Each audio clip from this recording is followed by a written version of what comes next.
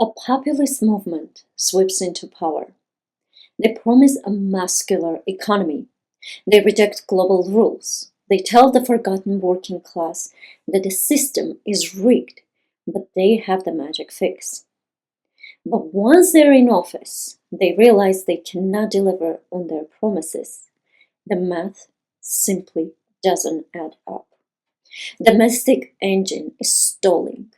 So they do the most dangerous thing a government can do.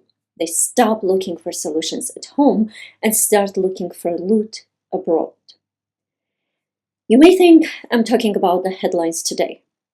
Perhaps Russia attacking Ukraine, the United States trying to buy Greenland, or the United States attacking Iran. No. I'm talking about 1930s Japan. And if we don't understand the very delusion that destroyed them, we're about to repeat a century-old suicide mission. Here's the part they don't teach you in school. By 1930, Japan had already won. While the rest of the world was choking on the Great Depression, Takahashi Korekiyo, the Japanese king, performed an economic miracle. He did the unthinkable. He unhooked Japan from the gold standard.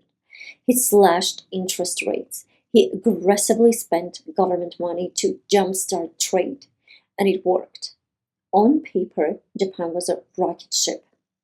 Japan was recovering faster than almost any other nation on earth. But here is the cold truth. Macroeconomics doesn't feed a starving village.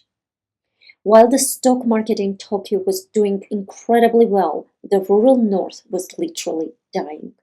Japan's number one rural export was silk, and during the Great Depression, the global demand for luxury silk basically evaporated. Prices plummeted by over 50%, so rural Japan suffered significantly. Then something worse happened. In 1931, northern Japan was hit by abnormally cold weather, leading to a massive catastrophic crop failure. This was the beginning of the Tohoku Famine. While the Japanese kings was fixing the banks in Tokyo, families in north were eating grass, roots, and pine bark to survive. Fathers were doing the unthinkable. They were selling their daughters into servitude just to buy a bag of rice. And to a man watching his children starve, talks about unprecedented recovery isn't statistics, it's a lie. And this is typically when people stop looking for economists and start looking for strongmen, for savior.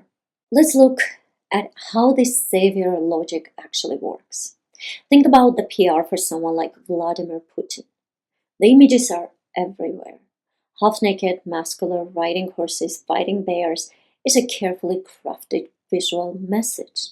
The subtext isn't just about fitness, it's a promise. It says, I have the supernatural strength and the willpower to drag this country out of its economic grave.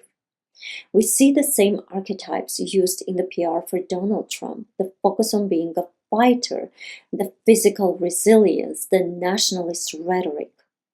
Why does the physical become so important when the economic is failing? Because in a crisis, logic feels slow. People stop wanting someone who explains complex economy. They want a patriot with a fist. This is exactly what happened in northern Japan in the 1930s. The rural population didn't want another moderate reformer explaining the gold standard. They were starving. They wanted someone strong, resilient, and nationalist who promised to give them what they needed. This is the strategic impatience trap, and it is a recurring nightmare in human history. It follows a predictable pattern. First comes a crisis, and the economy collapses. Typically, this is followed by moderate reformers or liberals stepping in to do the heavy lifting. They stabilize the currency, they fix the debt, they might even raise taxes, but they pull the nation back from the ledge. However, there's always a gap in the recovery. The recovery is always uneven. Recovery hits the cities first and the villages last. So even if the economy is healing by every official standard, a massive portion of the population remains desperate and disappointed. And that is when the nationalists strike. They don't offer complex tax reforms, they offer a villain. They blame globalization, they blame the elites in the city, or it could be any other villain or scapegoat. Nationalists typically take over and inherit a stabilized economy they didn't have to fix.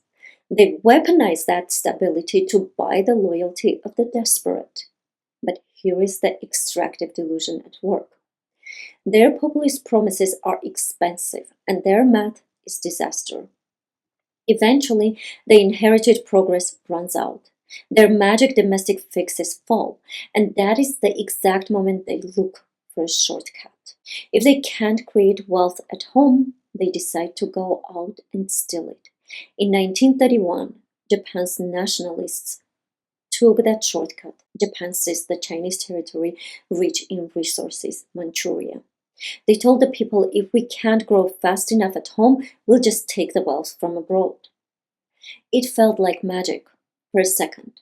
People in North were happy, but then the paradox hit. To hold the land they'd taken from China, they needed a massive industrialized war machine. To fuel that machine, they needed oil. But they didn't have any. So to get the oil, Japan had to invade Indonesia. But to protect Indonesian invasion, they needed even more resources, more ships, and more territory. Japan was trapped in a predatory loop. Every solution created a bigger problem. Eventually, they felt forced to attack Pearl Harbor, not to win a war, but to break a siege. The United States had cut off the oil and steel that fed the Japanese war machine. Japan attacked the United States to clear the way so they could seize the oil fields of Southeast Asia. It was a desperate grab for fuel and steel by a dying empire. At one point, Japan was simultaneously fighting over a dozen countries. A nation that started by trying to fix a rural famine ended up in a total global collapse. The Japanese nationalist government framed each and every invasion as an absolute necessity. They ignored the fact that their own magic shortcuts created the very scarcity they were trying to solve. Japan wasn't sustainably growing. Japan was cannibalizing its own future. Now, look at your news feeds. When a modern leader talks about buying Greenland for its minerals or obsessing over the oil in Venezuela or the gas in Iran, it's not a sign of strength. It's a signal of internal decline. And this should make us all worried. Why? Because this masks the failure of domestic policy. When a government cannot produce innovation or economic progress at home, it instinctively seeks to dominate abroad. It's the extractive delusion, the belief that prosperity can be dug out of a hole in the ground or stolen from a neighbor. If we abandon the difficult work of innovation and diplomacy in favor of magic of resource acquisition, we fall into the same loop that led Japan to its ruins. We are at the crossroads. We can do the hard work of fixing our own houses, or we can keep staring across the fence at someone else's garden until we burn both down. I hope we can be smart enough to choose the right path. I'm Dr. Yeva Aleksanyan, and this is World and Me Project. I'll see you soon.